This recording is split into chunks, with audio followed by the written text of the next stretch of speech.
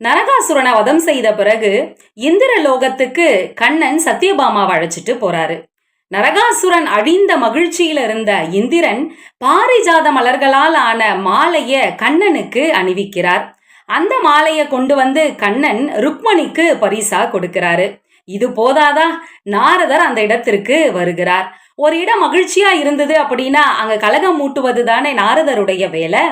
அங்க வந்து சத்யபாமா கிட்ட, நரகாசுரனை கண்ணன் வதம் செய்யும் பொழுது சாரதியா இருந்து துணை புரிந்தது நீதானமா, அந்த மாலைய உனக்கு தானே கண்ணன் பரிசா கொடுத்திருக்கணும், ஆனா ருக்மணிக்கு பரிசா கொடுத்துட்டாரே, இத நீ கேட்க மாட்டியா அப்படின்னு சொல்ல, ஏற்கனவே சத்யபாமா வருத்தத்தில் இருக்கிறார்.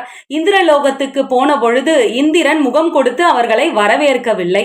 அதனால வருத்தத்தில் இருந்த சத்யபாமாவிற்கு எரியிற நெருப்புல எண்ணெயை ஊற்றுவதை போல நாரதர் இப்படி ஒரு கேள்வி கேட்க சத்யபாமாவிற்கு இன்னும் வருத்தமும் கோபமும் ஏற்பட்டது.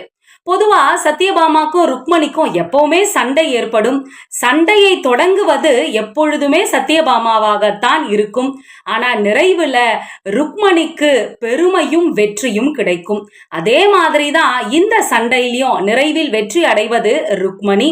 அது எப்படி அப்படின்னு நாளைய தினம் தெரிந்து கொள்ளலாம்.